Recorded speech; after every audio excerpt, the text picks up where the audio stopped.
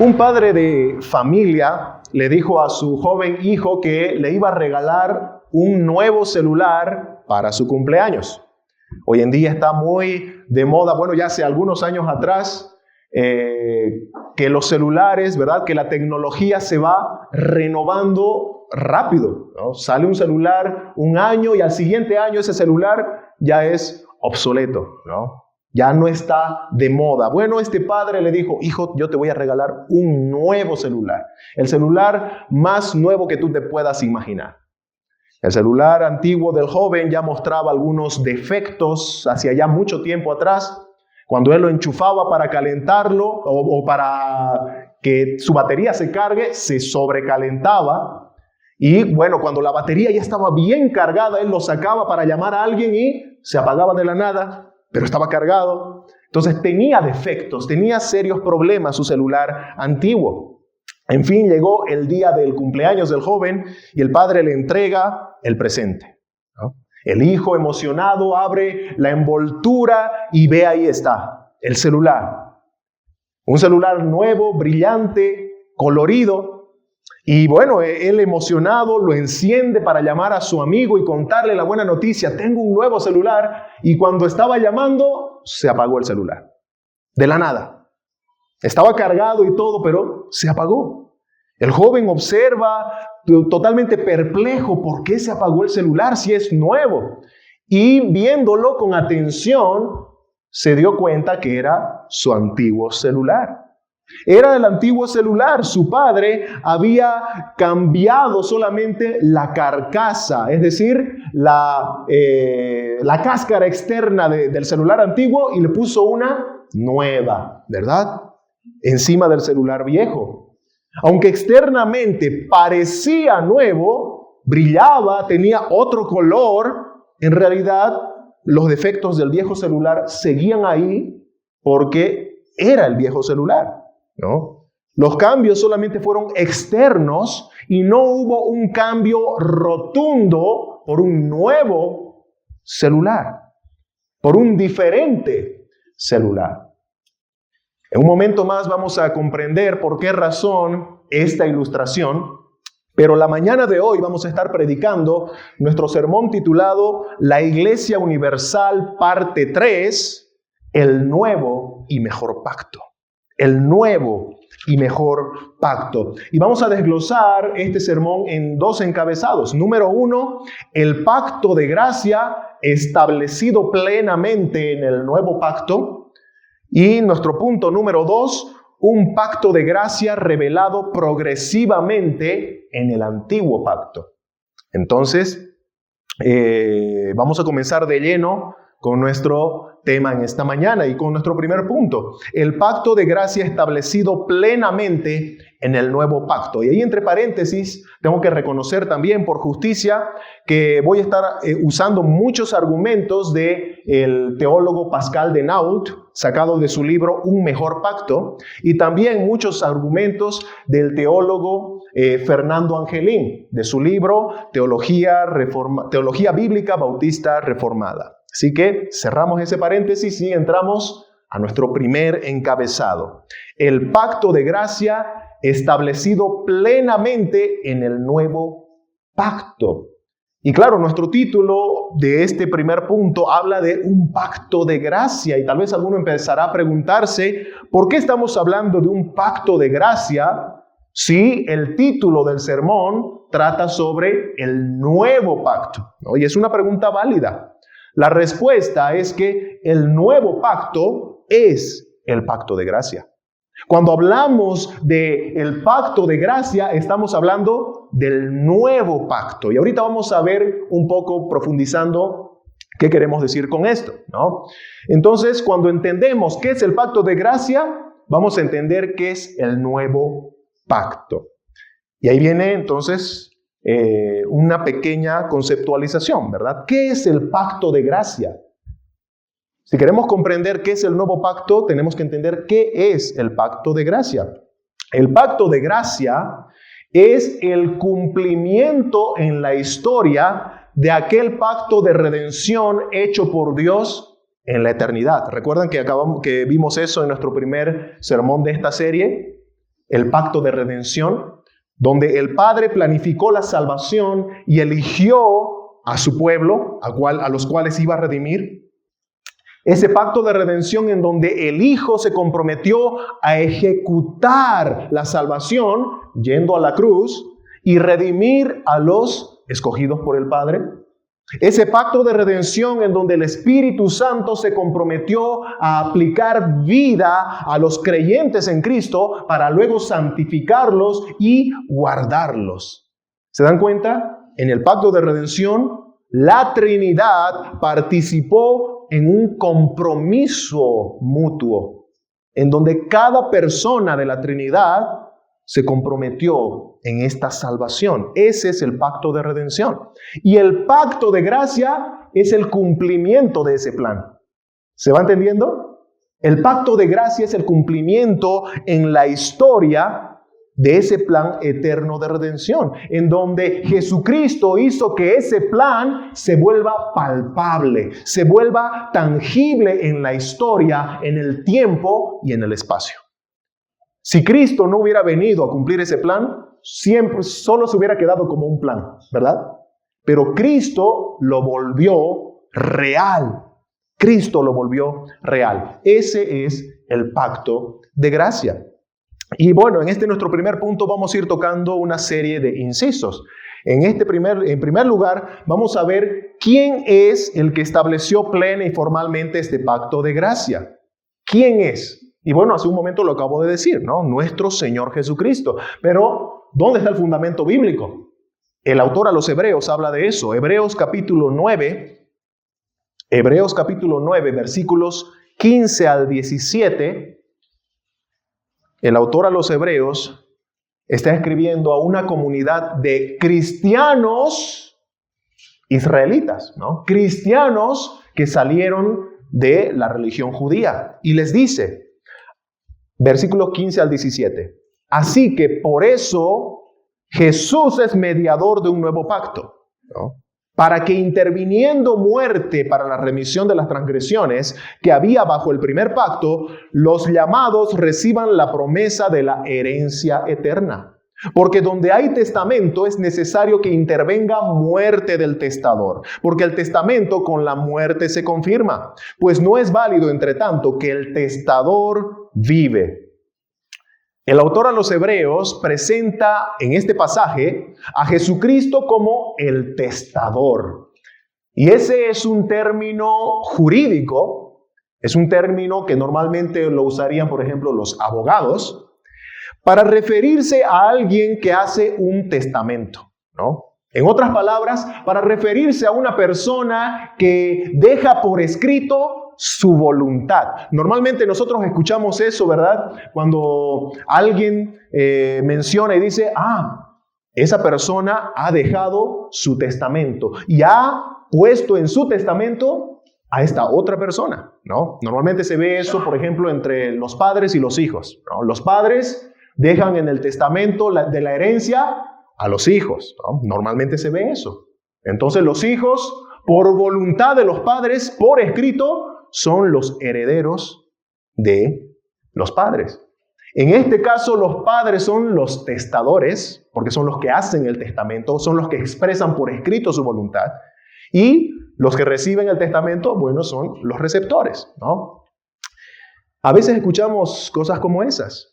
Lo interesante de todo esto es que el autor a los Hebreos aclara que para que se confirme el testamento, es decir, para que empiece a activarse, para que tenga validez, el testador o aquel que dejó por escrito su voluntad tiene que morir. El testamento todavía no se activa mientras el testador vive. Eso es lo que dice Hebreos 9:17. Porque el testamento con la muerte se confirma, pues no es válido entre tanto que el testador vive. De manera que los hijos, aunque el testamento está por escrito, ¿verdad? Mis hijos van a recibir esto cuando yo muera. Los hijos no van a recibir nada de terreno, nada de joyas, nada de casas, nada de la herencia, mientras los testadores o el testador siga con vida. Es parte de la ley. Ahora, ahí entre paréntesis, tristemente, la avaricia del hombre hace que hoy en día muchos ya quieran muertos a los testadores y deseen la muerte de los testadores para recibir su herencia. Algunos ya como que los matan en vida, ¿verdad? Esa es la avaricia del corazón. Y tristemente, ahí se ve, por ejemplo, cuánto es las riquezas el Dios de muchos, que están dispuestos algunos a matar, otros a matar en el corazón, porque Jesucristo dice que el que desea el mal a su hermano ya lo ha matado en su corazón. Muchos desean la muerte a su prójimo por la avaricia. Por la avaricia. Porque dicen, no, yo ya quiero que muera, ya quiero recibir todo esto. Eso es matar en el corazón. Cerramos paréntesis. El autor a los Hebreos está hablando de nuestro Señor Jesucristo como el testador. Y él está hablando de que hay los que van a recibir una herencia y hay el testador que tenía que morir para que se active su testamento. ¿Verdad? El nuevo pacto fue formalmente establecido con la muerte del testador Jesucristo. Y lo interesante de este nuevo pacto es que es presentado por el autor a los Hebreos como un mejor pacto que el antiguo. El autor a los Hebreos, su tema es mostrar cómo el mejor pacto, inaugurado, guiado, basado en Jesucristo, es mejor que el antiguo. Ese es su tema. Por eso es que en cada verso de la carta a los Hebreos, el autor a los Hebreos está diciendo: Jesús es mejor que Moisés, Jesús es mejor que los ángeles, Jesús es mejor que los sacrificios en el antiguo pacto. Jesús y el nuevo pacto es mejor. Y es interesante conocer, en primer lugar, que el nuevo pacto se inauguró formalmente con la muerte de Jesucristo. Más adelante vamos a ver cómo se presentaba el nuevo pacto en el antiguo pacto, ¿no? O cómo se presentaba el pacto de gracia en el antiguo pacto. Porque de alguna manera ya se habla en el Antiguo Testamento sobre el nuevo pacto, ya se habla en el Antiguo Testamento sobre el pacto de gracia, pero todavía no había muerto el testador, ¿verdad? Todavía no estaba activado, por así decirlo, formalmente. Pero vamos a ver cómo se va aplicando eso a la luz de la Escritura. Entramos entonces a nuestro inciso B. Estábamos viendo que Jesucristo es quien estableció formalmente este pacto de gracia. Y ahora vamos a ver en nuestro inciso B, el nuevo pacto es mejor y diferente al antiguo pacto. El nuevo pacto es mejor y diferente al antiguo pacto. Y vamos a ir al texto que nuestro hermano Jorge leía en esta mañana, Hebreos capítulo 8. Y voy a hacer lectura de los versículos 5 al 7. El autor a los Hebreos está hablando de los sacerdotes judíos que en el tiempo en el que el escritor escribió, valga la redundancia, esta carta, estos sacerdotes judíos seguían cumpliendo su servicio del antiguo pacto, aún después de la obra redentora de Jesucristo en la cruz. Aún después de que Jesús había ya resucitado y había ascendido al Padre, seguía habiendo actividad de los ritos del antiguo pacto. ¿Y qué dice en ese contexto el autor a los Hebreos? Dice, versículo 5, los cuales, es decir, los sacerdotes, sirven a lo que es figura y sombra de las cosas celestiales. Como se le advirtió a Moisés cuando iba a erigir el tabernáculo, diciendo: mira, haz todas las cosas conforme al modelo que se te ha mostrado en el monte. Pero ahora tanto mejor ministerio es el suyo, hablando de Jesús, cuanto es mediador de un mejor pacto, establecido sobre mejores promesas, porque si aquel primero hubiera sido sin defecto, ciertamente no se hubiera procurado lugar para el segundo. El autor a los Hebreos nos dice que los sacerdotes sirven, en el tiempo en donde se escribió esta carta, sirven a lo que es figura, atención con esa palabra, y sombra, atención con esa otra palabra, ¿no? Los sacerdotes estaban haciendo unos ritos, pero que de alguna manera era un servicio que eran figura y sombra de las cosas celestiales. En este inciso vamos a ver que el nuevo pacto es mejor que el antiguo Porque el antiguo pacto cumplía en primer lugar una función tipológica. Una función tipológica. Las palabras figura y sombra que el autor a los Hebreos presenta acá nos habla de algo que no es lo verdadero. No es lo verdadero, sino solamente el reflejo de lo verdadero. Por ejemplo, cuando tú sales ahí afuera, ¿verdad? Y te expones a la luz del sol, produces una sombra, ¿verdad? Produces una sombra. Tú no puedes decir al ver tu sombra que eso es lo verdadero. Porque una vez que el sol se esconde, tu sombra desaparece. Pero tú sigues ahí. Tú eras lo verdadero que producía esa sombra. ¿Te das cuenta? El autor a los Hebreos está presentando al Antiguo Testamento como una sombra de lo verdadero. Había algo que realmente producía esto, que era solamente un reflejo. Un reflejo. El antiguo pacto, que es figura y sombra de algo verdadero. ¿Y qué es lo que reflejaba? Dice el autor a los Hebreos. Las cosas celestiales. Las cosas celestiales. Y es interesante cómo el autor a los Hebreos presenta las cosas celestiales como algo más real que incluso lo terrenal. ¿Se dan cuenta? A veces nosotros, y ahí entramos tal vez a una reflexión entre paréntesis, a veces nosotros valoramos tanto, incluso valoramos como más real lo físico, lo real, lo material, que lo espiritual. Hermanos, el autor a los Hebreos nos está mostrando una realidad. Y es que lo espiritual es más real que incluso lo que vemos y palpamos aquí en nuestra vida terrenal. Y vamos a verlo en un momento, ¿no? Cómo el autor a los Hebreos presentaba el tabernáculo terrenal hecho por Moisés como solamente una sombra del tabernáculo celestial. Lo verdadero, lo real. Vamos a leer Hebreos capítulo 9. Hebreos capítulo 9, versículos 9 al 12.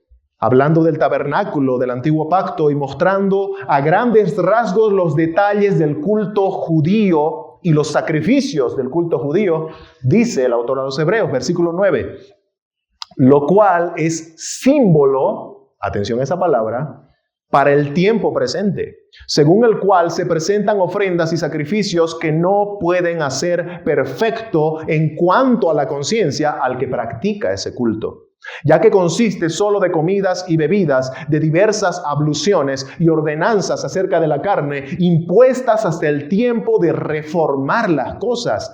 Versículo 11, pero estando ya presente Cristo, Cristo es quien hace verdad, la diferencia entre el uno y el otro, pero estando ya presente Cristo, sumo sacerdote de los bienes venideros, por el más y amplio y más perfecto tabernáculo, no hecho de manos, es decir, no de esta creación, y no por sangre de machos cabríos, ni de becerros, sino por su propia sangre, entró una vez para siempre en el lugar santísimo, habiendo obtenido eterna redención. Nuevamente, el autor a los Hebreos nos habla del aspecto simbólico o tipológico del antiguo pacto, ¿verdad? En esta ocasión, utilizando como ejemplo el tabernáculo, el culto judío, los sacrificios judíos, y el autor de los Hebreos dice, todo eso era sombra, era símbolo. Pero cuando vino Cristo, ¿no? Estando ya presente Cristo, sumo sacerdote, es decir, ya empieza a mostrar una diferencia, ¿no? Los sacerdotes del Antiguo Testamento solamente tipificaban al verdadero y único sumo sacerdote de Dios, que es Jesucristo. Los corderos del antiguo pacto, ¿no? Los machos cabríos, los animalitos sacrificados, solamente tipificaban, mostraban aquel que era el verdadero Cordero de Dios que derramaría su sangre para remisión eterna de pecados. Así que como podemos ver, los símbolos y la tipología en el Antiguo Testamento apuntaban a Cristo. Por eso el nuevo pacto es mejor, porque el nuevo pacto es lo verdadero, de lo cual el antiguo pacto solo era sombra. El nuevo pacto es mejor porque es el cumplimiento, el establecimiento de lo anunciado o de lo tipificado en el antiguo pacto. Y como Jesucristo es la piedra fundamental, el eje central del nuevo pacto, el antiguo pacto apuntaba tipológicamente hacia Él, ¿verdad? Cuando hablamos de que el antiguo pacto apuntaba tipológicamente con cada símbolo, con cada cosa hacia el nuevo pacto, estamos prácticamente diciendo que apuntaba hacia Jesús. Hacia Jesús. El nuevo pacto es lo que es por Jesús. Jesús es la piedra fundamental del nuevo pacto. Jesús es el eje central del nuevo pacto. Todo lo que se ve en el antiguo pacto apunta hacia Jesús. Y prácticamente eso es lo que enseña el Señor Jesucristo a los 2 discípulos que iban de camino a Emaús luego de la resurrección, ¿verdad? Toda la Escritura habla de mí, les dijo Jesús. Y les enseñó desde Moisés y yendo por los profetas esa verdad, que toda la Escritura habla de Jesús. Jesús es el centro de la Escritura y todo apunta hacia Él. El pastor Fernando Angelín dice lo siguiente al respecto. Todo sistema de sacrificio en el antiguo pacto, todo oficio del sumo sacerdote y el tabernáculo demostraban que el Señor es santo. Interesante ese punto, ¿no? Cuando nosotros vemos la rigurosidad con la que se manejaba el culto judío, uno solamente puede llegar a la conclusión, oh, este Dios es santo. Este Dios es santo. Como en el día de la expiación, según Levítico 16, solamente podía entrar al lugar santísimo a ofrecer, el sacrificio, ¿verdad? El sumo sacerdote. Una vez al año. Y limpiarse primeramente, ¿no?, con un sacrificio para él mismo de sus propios pecados. Oh, este Dios es santo. Ninguno en pecado puede entrar a su presencia. ¿Se dan cuenta cómo todo va tipificando a que Dios es santo? Y sigue diciendo Angelín que su presencia estaba restringida, que la transgresión de la ley exigía el derramamiento de sangre.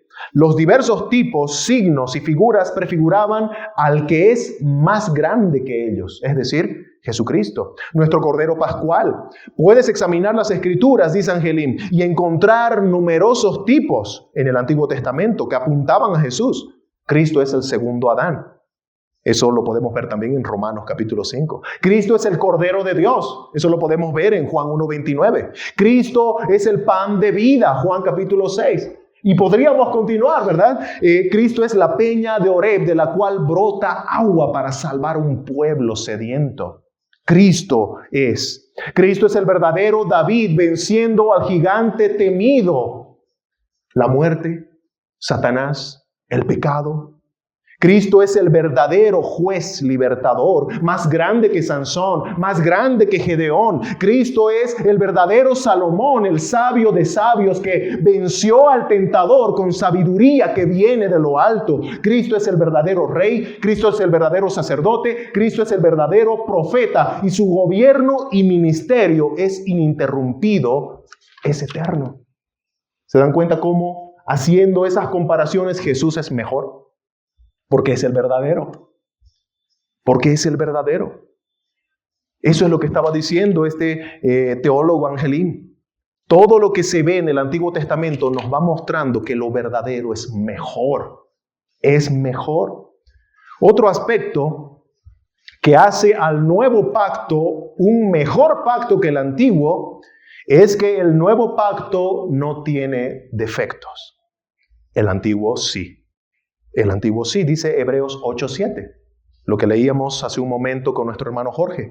Hebreos 8:7, porque si aquel primero, está hablando del antiguo pacto, porque si aquel primero hubiera sido sin defecto, ciertamente no se hubiera procurado lugar para el segundo, hablando del nuevo pacto. Entonces, en este texto, el autor a los Hebreos está mostrando que sí, como hay un nuevo pacto, como hay un segundo, el primero sí tenía defectos. Y ahí es bueno aclarar algunos aspectos, ¿no? Por ejemplo, ¿qué es lo que hacía defectuoso al antiguo pacto? ¿Qué hacía que el antiguo pacto sea defectuoso? ¿Será que Dios puede dar algo defectuoso? La respuesta es no, ¿verdad? De Dios no puede salir nada defectuoso porque Dios es perfecto. Y del Dios perfecto nada defectuoso sale, ¿no? Del Dios que es bueno nada malo sale. Él es santo, Él es bondadoso. Del Dios que es justo no sale injusticia. Entonces no podemos nosotros considerar que el antiguo pacto era defectuoso en sí mismo porque Dios lo dio así, ¿no? El antiguo pacto, que es también llamado el pacto de obras, porque el antiguo pacto estaba basado en un pacto de obras, ¿verdad? El antiguo pacto, debemos recordar, es ese pacto hecho con Dios, hecho por Dios al pueblo de Israel en el monte Sinaí, en donde le dijo, si ustedes cumplen mi pacto, van a ser un pueblo santo para mí. Si ustedes cumplen mi pacto, van a ser sacerdotes para mí. Pero el pueblo no cumplió el pacto de Dios, ¿no? Ellos se alejaron de Dios, se fueron detrás de los Baales, se fueron detrás de los dioses de las otras naciones. Quemaban a sus hijos como sacrificio a esos falsos dioses. Ellos quebrantaron el pacto y por ende no obtuvieron la bendición que traía ese pacto. Era un pacto de obediencia, era un pacto de haz esto y recibirás esto. Y ellos no lo hicieron, por tanto no recibieron lo que se les prometía. Entonces, ese pacto que era haz esto para recibir bendición, no era un pacto defectuoso en sí mismo. Era un pacto bueno. Ese mismo pacto se lo dio a Adán y Eva en el huerto del Edén, ¿recuerdan? De todo árbol podrás comer. Y uno de esos era el árbol de la vida. Oh, Dios estaba ofreciendo a través de ese mandato la vida para Adán y Eva, si obedecían ese mandato de ir y comer todo árbol. Pero no comerás de este otro, del árbol del conocimiento del bien y del mal, porque el día que comas de él ciertamente morirás. Si obedeces, tendrás vida eterna. Si desobedeces, tendrás la muerte. Y sabemos qué fue lo que decidieron Adán y Eva. Desobedecieron y por consecuencia la muerte para ellos y para toda su posteridad, que somos nosotros. Un pacto de obras que Adán y Eva rompieron. Luego el mismo pacto de obras, pero ya no para ofrecer vida eterna, pero un pacto de obras en sí para el pueblo de Israel, que también rompieron. También lo rompieron. La pregunta es, ¿será que el pacto tenía algo defectuoso en sí mismo? Y ya dijimos que no. El problema no estaba en el pacto. El problema estaba en los que no lo pudieron cumplir, ¿no? El problema estaba en aquellos que no estaban ya capacitados para obedecer. Lo mismo podemos nosotros indagar o analizar cuando vemos el tema de la ley, ¿verdad? Cuando nosotros predicamos, nadie puede salvarse por la ley, algunos empiezan como que a cuestionar la santidad de la ley. La ley no debe salvar porque debe ser mala, ¿no? La ley no debe salvar porque debe tener algún problemita por ahí la ley, ¿no? Hermanos, la ley, dice el apóstol Pablo en Romanos 7:12, la ley es a la verdad santa, el mandamiento santo, justo y bueno. La ley no tiene ningún problema. La ley no puede salvar, no por causa de la ley, sino por causa del pecado que mora en los pecadores. Los pecadores que no pueden cumplir la ley son los culpables de que la ley no los pueda salvar. ¿Se dan cuenta? Por eso es el defecto. No porque está en la ley o porque está en el antiguo pacto en sí, sino por los pecadores que no lo pueden cumplir. Dios no le da al hombre cosas defectuosas, hermanos. Es el hombre inmerso en su pecado que no puede, y como dice el apóstol Pablo en Romanos, ni quiere corresponder, ni quiere hacer la voluntad de Dios, porque está inmerso en su pecado. Es el hombre el problema, no la ley ni el antiguo pacto en sí mismo. Así que, volviendo al tema, el antiguo pacto tiene un defecto que no radica en sí, sino en el pecador que no lo puede cumplir. Dicho esto, podremos notar que el nuevo pacto, ahora nos vamos a ver el nuevo pacto es mejor porque tiene un carácter incondicional, a diferencia del antiguo pacto. El antiguo pacto caía en ser defectuoso para salvar porque el pecador no lo podía cumplir, siendo un pacto condicional, ¿verdad? Haz esto y vivirás. Pero el nuevo pacto es incondicional, lo que lo hace también inquebrantable. El antiguo pacto podría ser quebrado y fue quebrado por el hombre por su pecado, pero el nuevo pacto es incondicional y por tanto es un pacto inquebrantable. El hombre ya no puede quebrantar el nuevo pacto y eso da seguridad al cristiano. Tanta seguridad da que el apóstol Pablo dice en Romanos capítulo 8 al final que él está seguro de su salvación. Por lo cual estoy seguro que ni la muerte, ni la vida, ni ángeles, ni principados, ni potestades, ni lo presente, ni lo porvenir, ni lo alto, ni lo bajo, nada me podrá separar del amor de Dios que es en Cristo Jesús. El nuevo pacto es un pacto incondicional. Tu salvación está segura si has abrazado a Cristo, el inaugurador del nuevo pacto. El teólogo Thomas Paine dice lo siguiente: es imposible que el nuevo pacto se pueda quebrar, porque es un pacto absoluto, no hecho en base a una condición que la criatura tenga que cumplir, sino el Señor produce, y aquí está citando a Filipenses, el Señor produce el querer como el hacer en su buena voluntad. Por lo tanto, no depende del que quiere ni del que corre, sino de Dios que tiene misericordia, dice el autor. Y ahora estaba citando al apóstol Pablo en Romanos capítulo 9.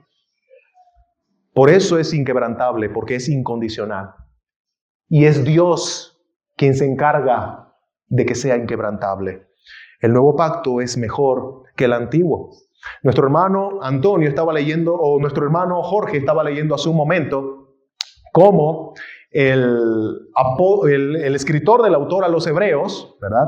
El escritor de la carta a los Hebreos, escribió una porción que no es otra cosa sino una cita del Antiguo Testamento. El apóstol estaba escribiendo sobre una cita del profeta Jeremías. Y voy a pedirles que vayan por favor a ese texto, Jeremías capítulo 31. Jeremías capítulo 31. Y vean cómo ya desde el Antiguo Testamento, a través de sus profetas, el Señor prometía un nuevo pacto, un mejor pacto. Y este texto nos va a ayudar a entender que este pacto es nuevo, lo cual lo hace diferente al antiguo. Diferente al antiguo. Jeremías capítulo 31, y vamos a leer desde el versículo 31 al 34. Les repito, esta es una cita que Pablo utilizó para hablar sobre la iglesia. La iglesia. Jeremías 31, versículos 31-34, dice: he aquí que vienen días, dice Jehová, en los cuales haré nuevo pacto con la casa de Israel y con la casa de Judá. No como el pacto que hice con sus padres el día que tomé su mano para sacarlos de la tierra de Egipto, porque ellos invalidaron mi pacto, aunque fui yo un marido para ellos, dice Jehová. Pero este es el pacto que haré con la casa de Israel después de aquellos días, dice Jehová. Daré mi ley en su mente y la escribiré en su corazón, y yo seré a ellos por Dios, y ellos me serán por pueblo. Y no enseñará más ninguno a su prójimo, ni ninguno a su hermano, diciendo: conoce a Jehová, porque todos me conocerán, desde el más pequeño de ellos hasta el más grande, dice Jehová. Porque perdonaré la maldad de ellos, y no me acordaré de su pecado. Este texto muestra que el antiguo pacto era condicional.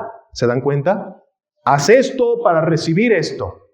¿Recuerdan el pacto de Moisés, verdad? Lo que veíamos el pasado domingo en el monte Sinaí.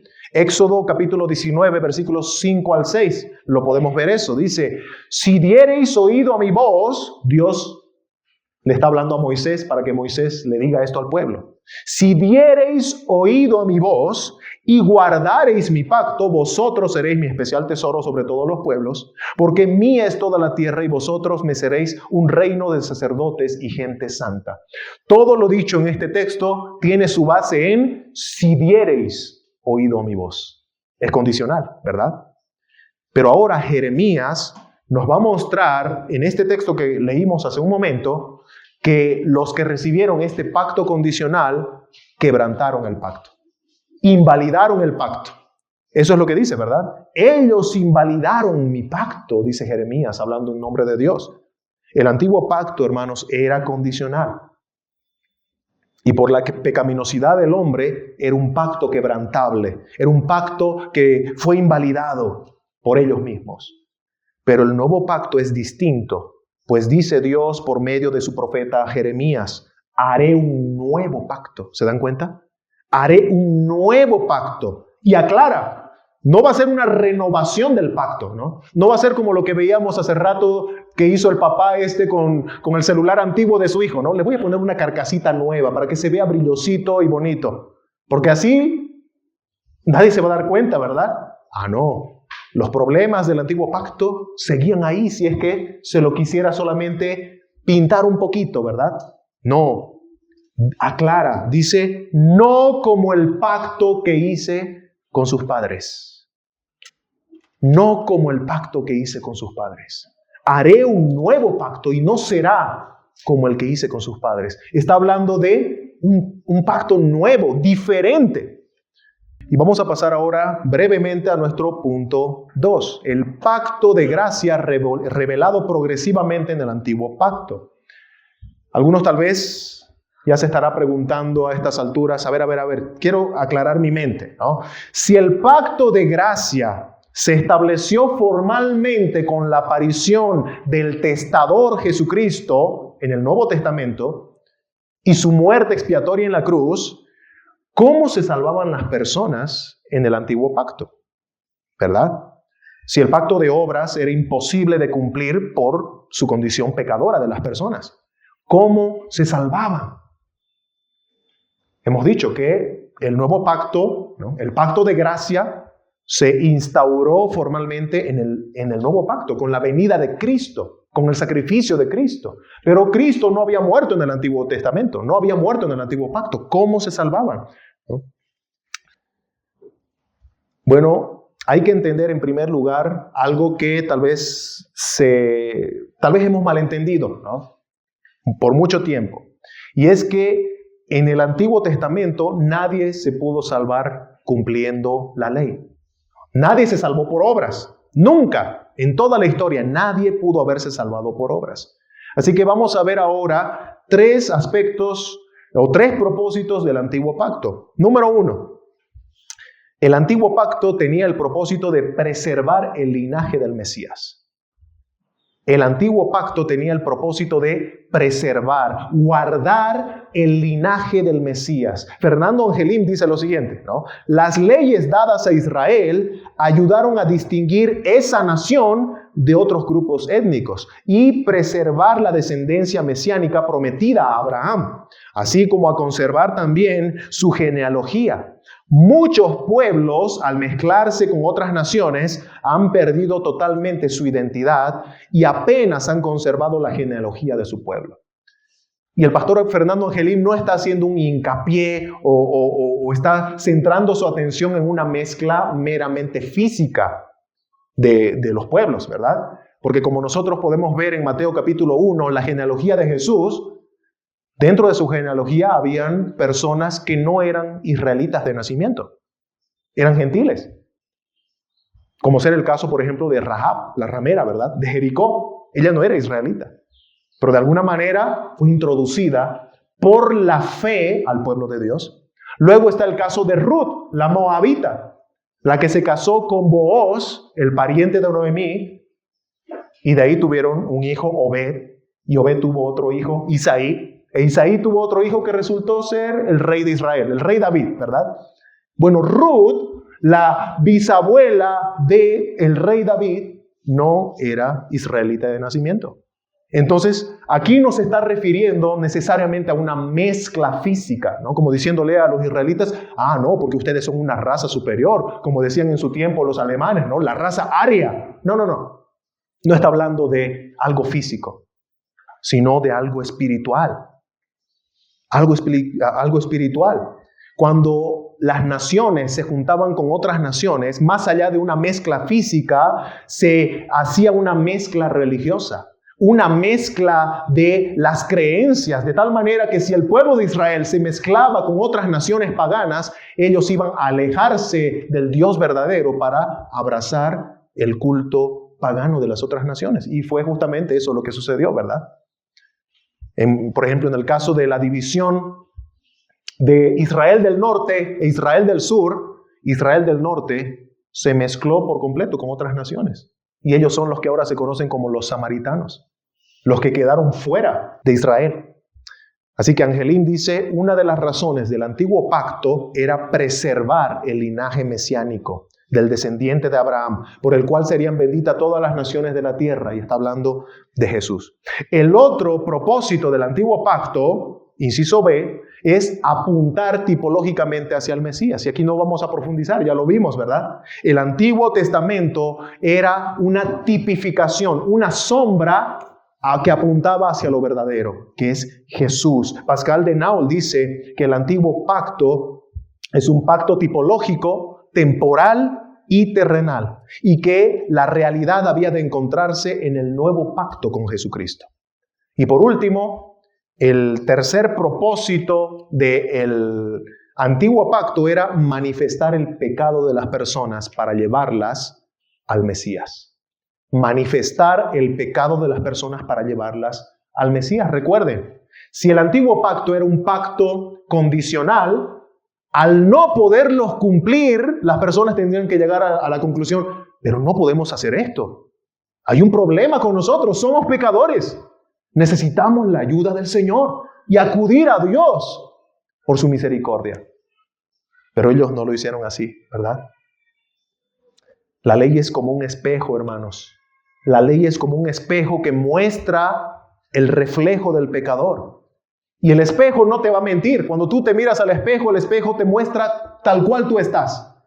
La ley de Dios, el espejo que Dios le ha dado al pecador para que se vea en él, te va a mostrar tal cual eres. Y te va a decir, eres un pecador que está bajo condenación y no puedes cumplir la ley porque estás muerto espiritualmente. La ley lleva a la conciencia de pecado al pecador. Angelim, ¿no?, compara a la ley con una radiografía. Algunos tal vez tuvieron la experiencia de sacarse una radiografía, se habrán roto o esguinzado un brazo, un tobillo. Y bueno, Angelim dice, la ley es como una radiografía que muestra el problema, pero que no lo resuelve. No sé si alguno de ustedes que cuando fueron a sacarse la radiografía, le sacó la foto, ¿verdad? Se vieron sus huesos y de repente ustedes dijeron, ya no me duele, ¿no? No, la radiografía no solucionó tu problema, no calmó el dolor de tu rotura de hueso, simplemente te mostró el problema y te dijo, aquí está, esto es lo que pasó, ¿no? Te esguinzaste o te rompiste, o aquí hay una fisura. Solo te mostró el problema, pero no lo solucionó.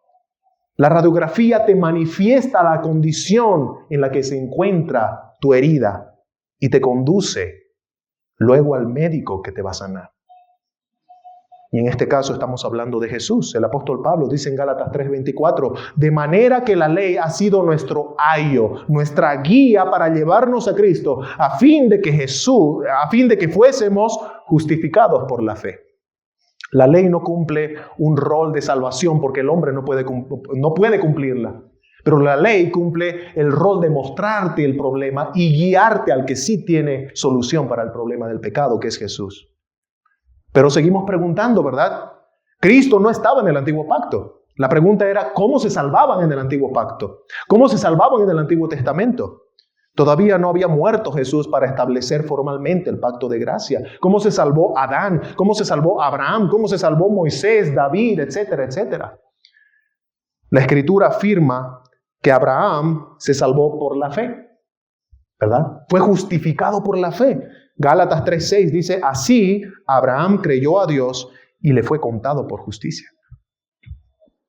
Abraham fue justificado por fe en Dios, en la palabra, en la promesa de Dios.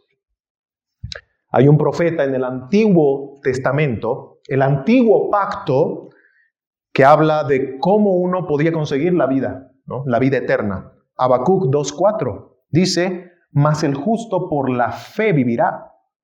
Y lo está diciendo un profeta del antiguo pacto. Muchos piensan que en el antiguo pacto se salvaban por cumplir la ley, pero ya hemos visto que no la pueden cumplir. Y ahora un profeta del antiguo pacto nos está diciendo, es por fe. Por fe es que el justo vivirá. En el antiguo pacto nadie se salvó por las obras. Siempre, desde Adán, fue por fe. El autor de la epístola a los Hebreos dice en Hebreos 6:17, por lo cual, queriendo Dios mostrar más abundantemente a los herederos de la promesa la inmutabilidad de su consejo, interpuso juramento. El autor a los Hebreos está hablando acá de un juramento que Dios hizo. Y se está refiriendo al juramento que Dios le hizo a Abraham en Génesis capítulo 15, donde Dios mandó partir por mitades a una serie de animales, ¿no? A unas cabras, a unos becerros partidos, se hizo y los hizo poner de frente, como haciendo un camino. Y ese texto en Génesis 15 nos muestra cómo Dios pasó por en medio de ese camino de animales. Y ese es un rito que se hacía normalmente cuando hacían un juramento entre dos personas, ¿verdad? Las personas que pasaban por en medio de esos animales iban diciendo que me suceda lo que a estos animales si yo no cumplo mi pacto. Si yo no cumplo lo que estoy prometiendo. Y ahora imagínense a Dios, que es verdad. Dios que no habla mentira, haciendo un juramento. Él no necesitaba jurar, pero Él lo hizo para confirmar que Él va a cumplir. ¿Y por qué menciona esto el autor a los Hebreos? ¿No? Bueno, el autor a los Hebreos está hablando de Abraham, quien recibió directamente este juramento de Dios y lo presenta, es decir, el autor de los Hebreos presenta a Abraham como uno de los herederos de la promesa. Así se presentó en el Antiguo Testamento el pacto de gracia, como una promesa. Y Abraham creyó en esa promesa de Dios. Abraham creyó en esa promesa de Dios y fue justificado por esa promesa. Es decir, que la promesa de Dios ya en el antiguo pacto, la promesa de un nuevo pacto, la promesa de uno que vendría a pisar la cabeza de la serpiente, ya era eficaz para salvar en el antiguo pacto. ¿Se dan cuenta? Gente que creyó en la promesa de Dios por cumplir, ya se salvaban por fe. Abraham fue justificado por la fe en la promesa, ¿no? Y esa promesa, sabemos, es Cristo. Así que todos los que fueron salvos en el Antiguo Testamento, desde Adán hasta el último de los profetas, fueron salvos por gracia en Jesucristo. Aunque el nuevo pacto era solo una promesa, era eficaz para salvación. Y concluye Pascal de Naul diciendo, aun cuando el precio de la redención no fue realmente pagado por Cristo hasta después de su encarnación, sin embargo, la virtud de la eficacia y los beneficios de la redención fueron comunicados a los escogidos en todas las épocas desde el principio del mundo, en las promesas, tipos, sacrificios y por medio de los mismos, en los cuales fue revelado y señalado como la simiente que heriría la cabeza de la serpiente. Y como el cordero inmolado desde antes de la fundación del mundo, siendo el mismo ayer, hoy y por los siglos. Así que nadie en el Antiguo Testamento se salvó por las obras, sino por la fe en la promesa de Dios, la simiente prometida, aquella que sería bendición para todas las naciones, y es Jesucristo. Y vemos que el nuevo pacto, en modo de promesa, se fue desarrollando progresivamente a lo largo del Antiguo Testamento hasta la llegada de Cristo. Desde que Dios le dijo a Adán y Eva en Génesis 3:15, voy a enviar a uno que pise la cabeza de la serpiente, ese mensaje se fue transmitiendo poco a poco a lo largo del Antiguo Testamento y fue creciendo y desarrollándose hasta que Cristo vino. Ahora, para concluir, voy a citar a un teólogo bautista del siglo XVII llamado Benjamin Keach, quien muestra cuán superior es el nuevo pacto en comparación del viejo. Y espero que esto sea de aliento para ti, hermano amado, que sepas que tú estás en este nuevo pacto y tengas la seguridad y el gozo de estar en el pacto de Cristo.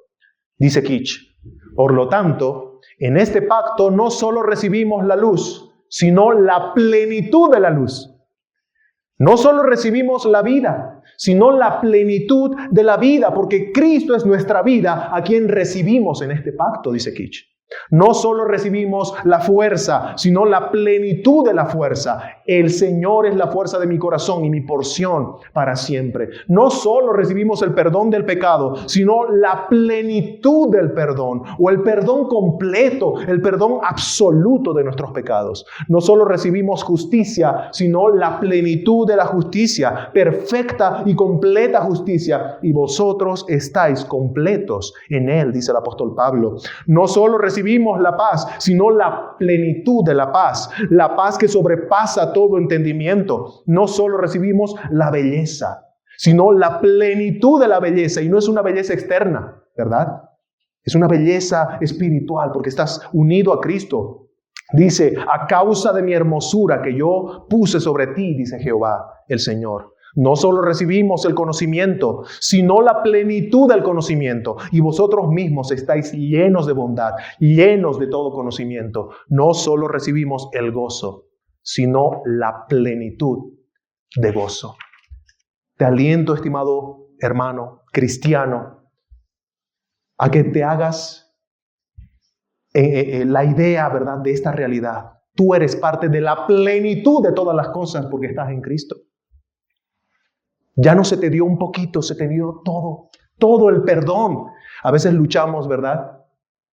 ¿Será que yo he sido perdonado? O si estás en Cristo, has sido absolutamente perdonado de todos tus pecados.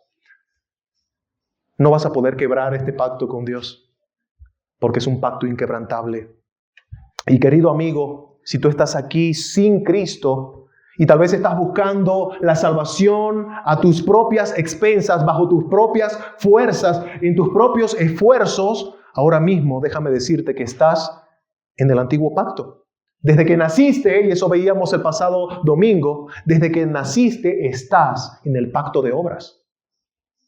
Estás obligado a cumplir algo que no puedes cumplir. Pues escrito está, dice el apóstol Pablo en Gálatas 3:10.